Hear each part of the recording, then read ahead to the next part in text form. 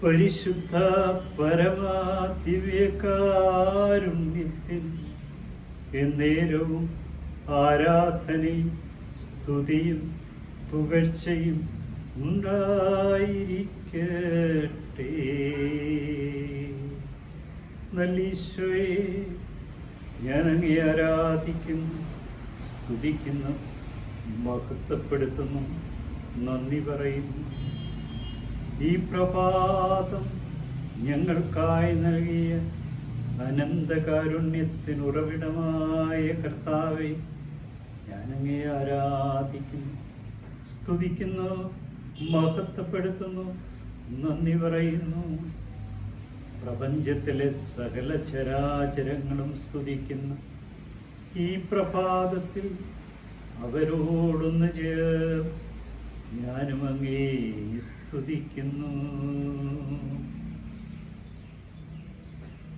പലിശയെ സങ്കടത്തോട് കടന്നുപോയ ധനികനായ യുവാവിനെ ഈ പ്രഭാതത്തിൽ ഞങ്ങളെ ഓർമ്മിപ്പിക്കുന്നത്,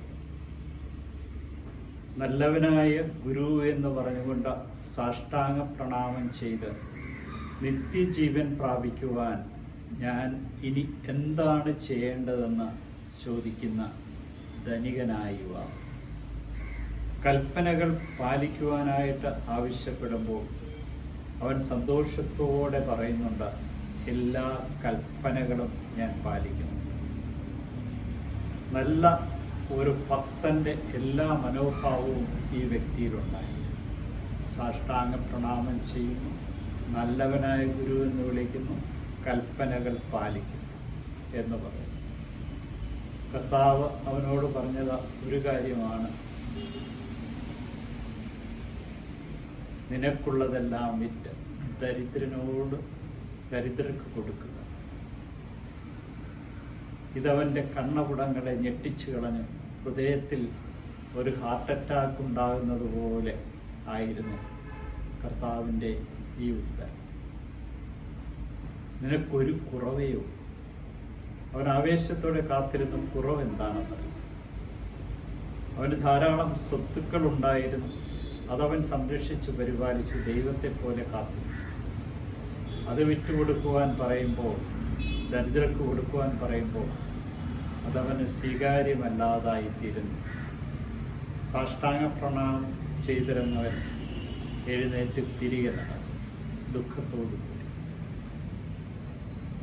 കർത്താവെ, നീ പറഞ്ഞു ധനികർക്ക് സ്വർഗ്ഗരാജ്യത്ത് പ്രവേശിക്കുക പ്രയാസം. പലപ്പോഴും ഞങ്ങൾക്കും പ്രയാസമാണെന്ന് ഞങ്ങൾ അറിയുന്നു. ഞങ്ങൾക്കുള്ളത് മറ്റുള്ളവരുമായി പങ്കുവയ്ക്കും. ദരിദ്രർക്ക് കൊടുക്കുവാൻ, അവരുടെ ആവശ്യങ്ങളിൽ സഹായിക്കും. അങ്ങനെ ചെയ്തെങ്കിൽ മാത്രമേ സ്വർഗരാജ്യം അവകാശമായി ലഭിക്കൂ എന്ന് ഞങ്ങളെ പഠിപ്പിക്കുന്ന കാരുണ്യവാനായ കർത്താവ്, നിന്റെ കൃപയും അനുഗ്രഹവും ചൊരിഞ്ഞുകൊണ്ട് നിന്നെ മഹത്വപ്പെടുത്തി ജീവിക്കുവാൻ ഞങ്ങളെ അനുഗ്രഹിക്കുന്നു. സഹോദരങ്ങളെ ചേർത്ത് പിടിക്കുവാനും അവരുടെ ആവശ്യങ്ങളിൽ കരുണ കാണിക്കുവാനും ഞങ്ങളെ അനുഗ്രഹിക്കണം.